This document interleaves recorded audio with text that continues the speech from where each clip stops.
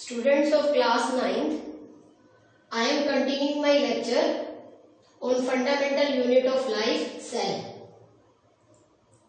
बेटा आप सब लोगों ने जितने भी नोट्स अब तक रेडी किए हैं, ये इसको आज का कंप्लीट करने के बाद, आज का जो मैं वर्क बता रही हूँ उसके बाद, ये करने के बाद जो भी आपने नोट्स रेडी किए हैं उनकी फोटो भी खींच के व्हाट्सएप पे डाल देना, ताकि मुझे पता चले कि आप लोग क्या कर रहे हो। ठीक है। और उसके बाद मैं आप लोगों को एक बार कॉन्फ्रेंस कॉल में लूंगी 2-3 दिन बाद, उसमें मैं आपसे कुछ क्वेश्चंस भी पुट अप करूंगी ताकि मुझे पता चले कि आप लर्न कर रहे हो कि नहीं कर रहे हो। Clear? Now I am starting.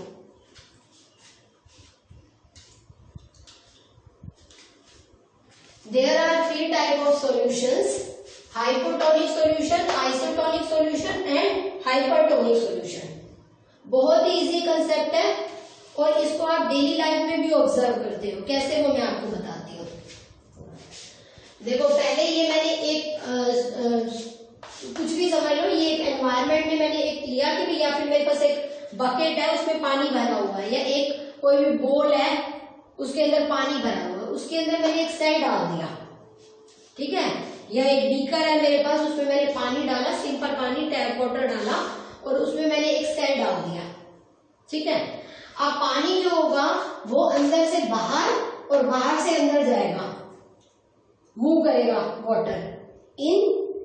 तो आपको पता है किसी भी सेल की आउटर कवरिंग को प्लाज्मा मेम्ब्रेन बोलते हैं, कल मैंने बताया था। ठीक है। और ये प्लाज्मा मेम्ब्रेन जो है वो मेरी सेमी परमिएबल मेम्ब्रेन है। क्यों है सेमी परमिएबल मेम्ब्रेन? कल भी बताया था मैंने। As it allow entry and exit of selected material in and out of the cell, that's why plasma membrane is known as selectively permeable membrane. ठीक है। अब ये पानी जो है, वाटर मॉलिक्यूल्स जो है वो बाहर से अंदर आ रहे हैं और अंदर से बाहर जा रहे हैं। ठीक है। अब हाइपोटोनिक सॉल्यूशन में, ध्यान से सुनना, हाइपोटोनिक सॉल्यूशन में अंदर वाटर मॉलिक्यूल्स कम होते हैं और बाहर ज्यादा होते हैं। उस सॉल्यूशन को हाइपोटोनिक सॉल्यूशन बोलते हैं, in which inside the cell there is less water and outside the cell there is more water, means concentration of water outside the cell is more।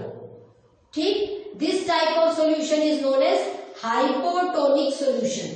इस केस में क्या करता है, पानी जो है वो नेट मूवमेंट जो होती है वो अंदर की तरफ होती है, मतलब सेल जो है वो वाटर को गेन करता है।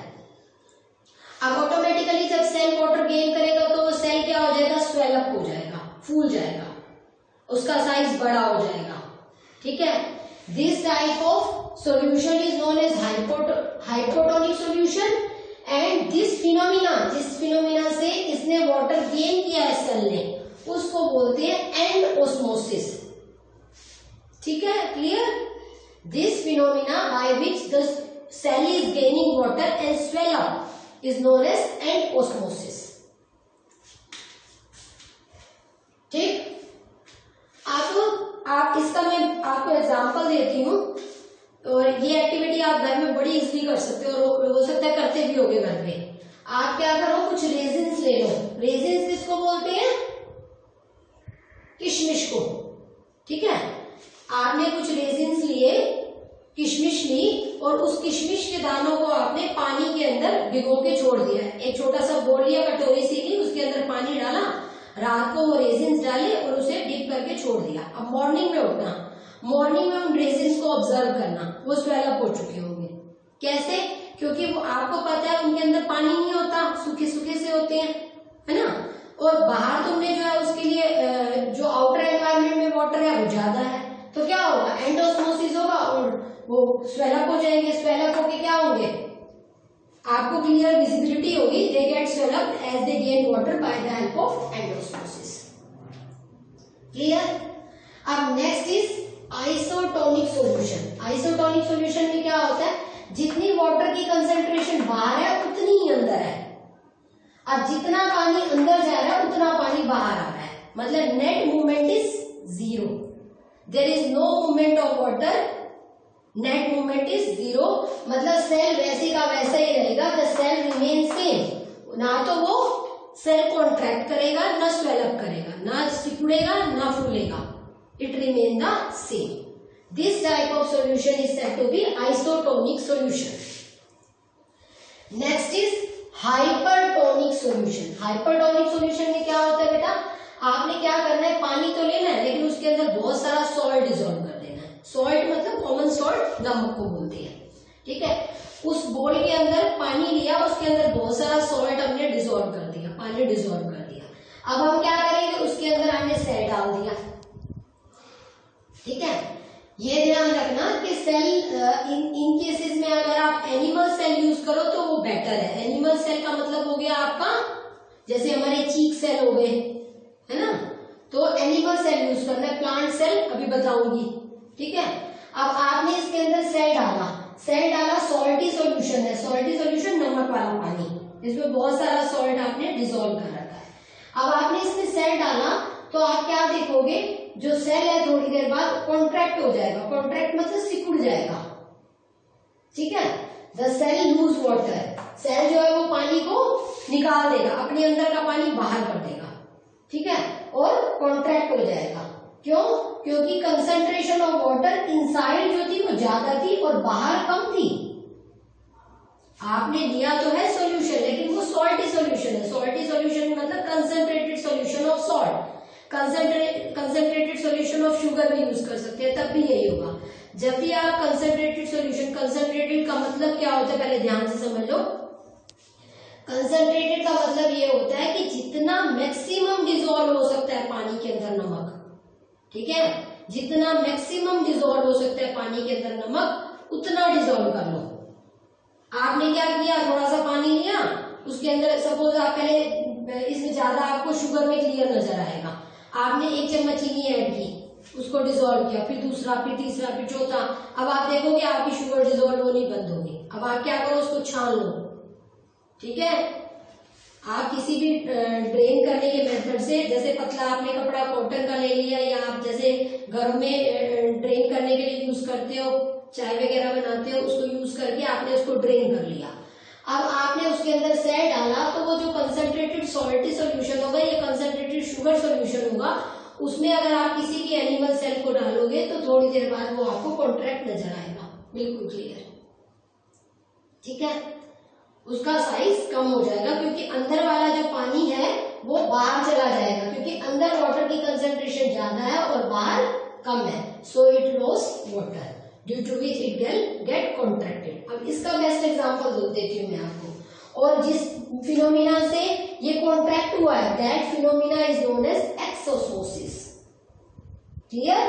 एक्सोसमोसिस, due to which the water lose, the cell lose water in concentrated salty solution or in concentrated sugar solution. अब इसका एग्जांपल मैं आपको देती हूँ, बहुत ही सिंपल सा एग्जांपल, आप घर में यूज कर सकते हो. आप क्या करो, आपने घर में देखा होगा मम्मी करेले बनाती है. ठीक है, एक सब्जी है ना करेले, उसको क्या करती है, वो छिलती है उसके ऊपर का, ठीक, और उसके ऊपर नमक लगा के छोड़ देती है. थोड़ी देर बाद क्या देखते हो, अब आपने तो नमक लगाया था ना सिर्फ उसके ऊपर, पानी तो नहीं था. थोड़ी देर बाद वो वाटर लूज कर जाएंगे. ठीक है, bye the process of exosmosis. ठीक, ये रेजिन वाला एग्जांपल आपके पेपर में भी आता है, ध्यान रखना. वो करेले वाला तो वैसे ही दिया आपको समझाने के लिए. दूसरा, आपको मैंने लास्ट लेक्चर में भी बताया था कि रूट्स ऑफ द प्लांट जो है, प्लांट की जो रूट्स होती हैं वो वाटर को कैसे गेन करती हैं, bye the help of same endosmosis. मतलब हम जब मैंने बताया था तो ओस्मोसिस के एग्जांपल, ओस्मोसिस की डिफाइन के साथ बताया था कि पानी जो है वो आपकी सॉइल में ज्यादा है और रूट्स में नहीं है, तो automatically movement of the water from high concentration to low concentration, movement of the water from high concentration to low concentration is known as osmosis. तो ओस्मोसिस प्रोसेस से रूट्स की, प्लांट की जो रूट्स होती है वो वाटर गेन करती है फ्रॉम द सॉइल. ठीक है, और दूसरा, जितनी भी यूनिसेलुलर बॉडीज हैं, लाइक एमीबा हो गया, ठीक है, ये वाटर किससे गेन करेंगी, ये भी इसी प्रोसेस से गेन करती है, बाय ओस्मोसिस. क्योंकि एक सिंगल सेल के अंदर जो है वो एक्सचेंज ऑफ गैसेज होनी है, तो डिफ्यूजन से होना है. ठीक, लास्ट लेक्चर में बताया था डिफ्यूजन क्या होता है, वही movement of the substance from high concentration to low concentration, वो डिफ्यूजन है। लेकिन अगर मैं सिर्फ वाटर की बात कर रही हूं तो osmosis is a special kind of diffusion, क्योंकि उसमें सब्सटेंस वर्ड न लगा के मैं वाटर वर्ड लगाऊंगी, सिर्फ मूवमेंट ऑफ वाटर की बात कर रही हूं मैं। तो सारी यूनिसेलुलर बॉडी ऑस्मोसिस प्रोसेस से वाटर को गेन करती है और इसी मेथड से वाटर को लूज करना है तो लूज करेंगे। क्लियर? अब देखो, जो आपकी प्लाज्मा मेम्ब्रेन होती है, जो आपकी जितने भी सेल्स हैं इनकी जो प्लाज्मा मेम्ब्रेन होती है वो बहुत ज्यादा फ्लेक्सिबल है। ठीक है, बहुत ज्यादा फ्लेक्सिबल है। उसकी जो प्लाज्मा मेम्ब्रेन है किसी भी सेल की, that is made up of protein, that is made up of protein, और बहुत ही ज्यादा फ्लेक्सिबल है। किसी भी तरह से ये अपनी जैसे हम एमीबा का एग्जांपल देते हैं, एमीबा जो है यूनिसेलुलर बॉडी है, यूनिसेलुलर बॉडी ये फटाफट अपनी शेप चेंज करता रहता है, फटाफट अपनी शेप को चेंज करता रहता है। ठीक है, तो ये इसी मेथड से अपनी प्लाज्मा मेम्ब्रेन को यूज करके ही ये किसी भी तरह से अपना फूड ले लेता है। प्लाज्मा मेम्ब्रेन जो होती है वो हमारी लिपिड और प्रोटीन से बनी होती है, नेचुरल मटेरियल से, जिसकी वजह से ये बहुत ज्यादा फ्लेक्सिबल होती है। फ्लेक्सिबल मतलब जहां से भी जिस भी तरह से मुड़ सकती है, कुछ भी हो सकता है, बहुत ज्यादा फ्लेक्सिबल होती है। ठीक है, इसका बेस्ट एग्जांपल हम देखते हैं अमीबा में। अमीबा जो है हमारा एक ऐसा ऑर्गेनिज्म है, यूनिसेलुलर बॉडी है, जो रेगुलर अपनी शेप को बदल रही है। उसकी प्लाज्मा मेम्ब्रेन फ्लेक्सिबल है। ठीक है, अब वो क्या करता है, सबसे पहले जैसे अब इसके आपने कई बार पढ़ा होगा, इसके जो फीट टाइप पढ़ते हो, फीट, ठीक है, जैसे हमारे फीट होते हैं ना जिससे चलते हैं, ऐसे इनकी जो ये आउटर इस तरह से वो निकल जाते हैं ना इसके बाहर की तरफ, उसको हम बोलते हैं फीट। तो ये क्या करता है, अपना एक अलग से मोड़ के, जैसे कहीं उसे फूड मिला उसको मोड़ देता है, मोड़ के एक तरह से एक वैक्यूल सा बना देता है। ठीक है, अपने फीट को मोड़ के एक वैक्यूल बना देता है उस फूड के अराउंड। अब क्या करेगा, अपने एंजाइम को इसके ऊपर सिक्रीट करेगा, डाइजेस्टिव एंजाइम को। हमारी बॉडी के अंदर भी डाइजेस्टिव एंजाइम है जिसकी वजह से हम खाना पचाते हैं, डाइजेस्ट करते हैं। ऐसे ही अपना एंजाइम इसके ऊपर छोड़ेगा। अब ये फूड जो होगा ये छोटा ब्रेक डाउन हो जाएगा, ब्रेक डाउन होकर एक सोल्यूशन की फॉर्म ले लेगा और फिर ये उसे अंदर ले लेगा, कंज्यूम कर लेगा, इसका साइटोप्लाज्म। ठीक है, साइटोप्लाज्म क्या होता है, किसी भी सेल के अंदर जो लिक्विड भरा होता है, जो फ्लूइड भरा होता है, उसको हम बोलते हैं साइटोप्लाज्म। ठीक है, तो ये किसकी वजह से पॉसिबल हुआ, ये फ्लेक्सिबिलिटी ऑफ प्लाज्मा मेम्ब्रेन की वजह से पॉसिबल हुआ है।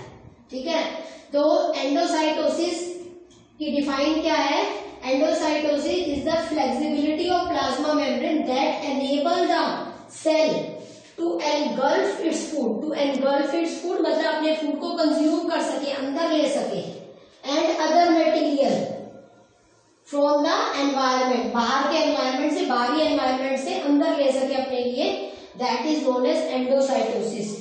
तो अगर आपसे पूछा जाएगा by which method amoeba engulf its food, तो आप बोलोगे by the process of endocytosis. ठीक है, तो एंडोसाइटोसिस क्या है, एंडोसाइटोसिस जो है वो हमारा एक प्रोसेस है by which amoeba is taking its food, amoeba like organisms. ठीक, इसमें है क्या, जो हमारी प्लाज्मा मेम्ब्रेन है, outer covering of the cell है, it is very flexible as it is made up of lipid and protein. Lipid एक तरह का फैट होता है। ठीक है, फैट क्या होता है ये तो पता ही होगा, जो घी वगैरह खाते हो। ठीक, तो लिपिड और प्रोटीन से बना होता है, नेचुरल मटेरियल से बना होता है, that make it very flexible, जिसकी वजह से बहुत ज्यादा फ्लेक्सिबल है, कहीं से भी मुड़ जाएगा। अब अमीबा इसका यूज करता है अपने फूड को अंदर ले जाने के लिए, दैट्स व्हाई हम ये कहते हैं कि amoeba intake its food by the help of endocytosis. अब नेक्स्ट टॉपिक पे आ रही हूँ। अब मैंने आपको बताया था प्लाज्मा मेम्ब्रेन क्या होती है, वो तो है एनिमल सेल के अराउंड आउटर कवरिंग। ठीक, अब प्लांट सेल के अराउंड एक कवरिंग एक्स्ट्रा होती है, मतलब प्लाज्मा मेम्ब्रेन तो होती है, प्लाज्मा मेम्ब्रेन के अलावा एक और कवरिंग होती है, that is known as cell wall.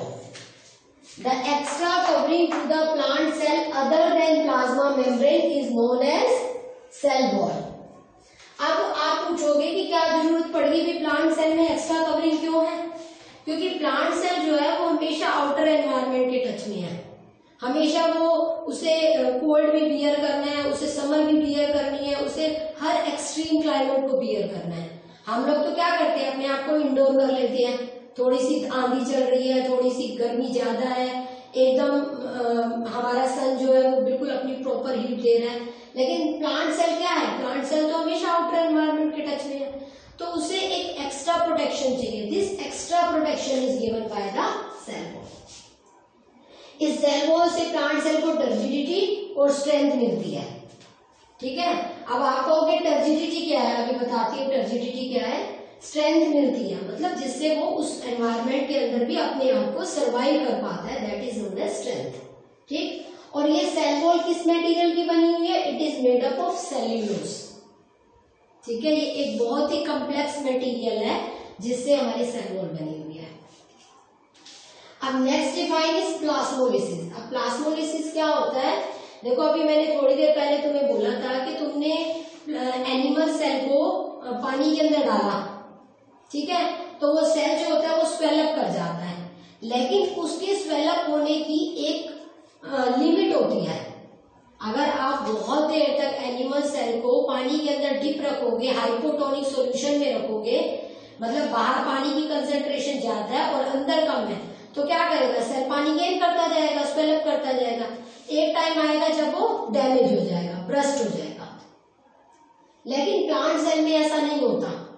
Plant cell जो है वो स्वेलअप करता है, और स्वेलअप की भी एक लिमिट होती है। क्यों? उसका रीजन बताती हूँ मैं आपको। प्लांट सेल के अंदर एक एक्स्ट्रा कवरिंग है, that is known as cell wall. अब जिस टाइम तुमने प्लांट सेल को पानी के अंदर डाला, प्लांट सेल के अंदर प्लांट सेल को तुमने हाइपोटोनिक सॉल्यूशन के अंदर डाला, तो सेल जो होगा वो स्वेलअप करेगा, ठीक है, और स्वेलअप करके एक प्रेशर बिल्डअप करेगा अगेंस्ट द सेल वॉल। ठीक है, अब पानी गेन हुआ और प्रेशर अंदर से बाहर की तरफ लग रहा है।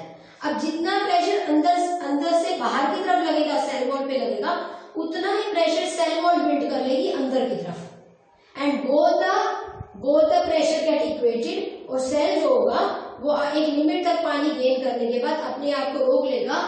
ये यहां से मैंने एरो कर दिया है, ये लाइन यहाँ पर कंप्लीट नहीं बैठ रही थी। The cell wall exert equal pressure against the swollen cell and so the cell does not burst and withstand. Withstand मतलब अपने आप को सर्वाइव रखेगा, चाहे तुम उसे कितनी भी देर पानी में डाल के रखो, लेकिन एनिमल सेल थोड़ी देर बाद डैमेज हो जाएगा। ये मैंने एरो कर दिया, ये लाइन कंप्लीट नहीं हो रही थी तो मैंने ऊपर एरो कर दिया, आप लोगों ने इसके बाद यहां से रीड कर लेना है। क्लियर? अब प्लाज्मोलिसिस की डिफाइन बीच में रहेगी। प्लाज्मोलिसिस में क्या है? The contraction and shrinkage of the cell content away from the cell wall is known as plasmolysis. अगर आप सेल को हाइपरटोनिक सॉल्यूशन में डालते हो, हाइपरटोनिक सॉल्यूशन जहां पानी की कंसंट्रेशन अंदर ज्यादा है और बाहर कम है, अंदर ज्यादा है और बाहर कम है, दैट इज हाइपरटोनिक सॉल्यूशन। तो प्लांट सेल क्या करता है? पानी लूज करेगा, तो वाटर लूज करेगा तो ऑटोमेटिकली कॉन्ट्रैक्ट करेगा, श्रिंक करेगा सेल। अब सेल श्रिंक करेगा तो वो क्या करेगा? इसके जो सेल कंटेंट होंगे, सेल के अंदर बहुत सारी चीजें होती है, बहुत सारी ऑर्गेनिल्स हैं, बहुत सारा मतलब इसके प्लांट सेल के अंदर तो वैक्यूल्स भी बहुत सारे होते हैं। अभी मैं बताऊंगी नेक्स्ट लेक्चर में आप लोगों को कि कौन कौन सी ऑर्गेनिल्स प्रेजेंट होती है। तो सारी की सारी चीजें जो होती है, इसकी सेल कंटेंट होता है, वो away from the cell wall shift कर जाएंगे। ठीक है, शिफ्ट करके और एक जगह पे मतलब सेल वॉल से दूर चले जाएंगे। That process is known as plasmolysis. ठीक है, the contraction of the cell content away from the cell wall is known as plasmolysis. तो प्लांट सेल जब श्रिंक करता है तो क्या होता है? मतलब जब तुम उसे हाइपरटोनिक में डालते हो तो क्या होता है, और हाइपोटोनिक में डालते हो तो क्या होता है। क्लियर? तो सेल वॉल एक ऐसी चीज है जो प्लांट को टर्जिडिटी और रिजिडिटी दोनों देती है। टर्जिडिटी का मतलब होता है जैसे स्वोलन सेल, सेल जब प्लांट सेल जब सोलन हो जाता है ना, फूल जाता है, then it is said to be turgid cell. अब टर्जिड सेल होने पे भी ब्रस्ट नहीं हुआ, डैमेज नहीं हुआ, ये उसकी टर्जिडिटी है। ठीक है। रिजिडिटी का मतलब स्ट्रेंथ से ये होता है कि प्लांट सेल जो है वो बाहर एनवायरनमेंट में, ओपन एनवायरनमेंट में ही रहता है, स्टिल वो अपने आप को सर्वाइव रखता है अपनी एक्सट्रीम क्लाइमेट में, दैट इज इट्स रिजिडिटी और स्ट्रेंथ। क्लियर। अब मैं इस टॉपिक को यहीं पर इस लेक्चर को खत्म कर रही हूँ। आप लोगों ने अपने नोट्स बनाने हैं और उसकी फोटो खींच के व्हाट्सएप पे डाल देनी है। जिस बच्चे का रिस्पॉन्स अब आगे मुझे नहीं मिलेगा उसे मैं ग्रुप से हटा दूंगी। क्लियर। आप लोगों ने फटाफट रिस्पॉन्ड करना है। आपको टाइम चाहिए, आप मुझे लिख के दे सकते हो कि मैडम अभी काम कंप्लीट नहीं है, मैं 1 दिन में भेज रहा हूँ, 2 दिन में भेज रहा हूँ। लेकिन अगर किसी ने रिस्पॉन्ड ना किया तो उसका नाम हटा दूंगी ग्रुप में से। कोई जरूरत नहीं आप लोगों को पढ़ने की। Thank you.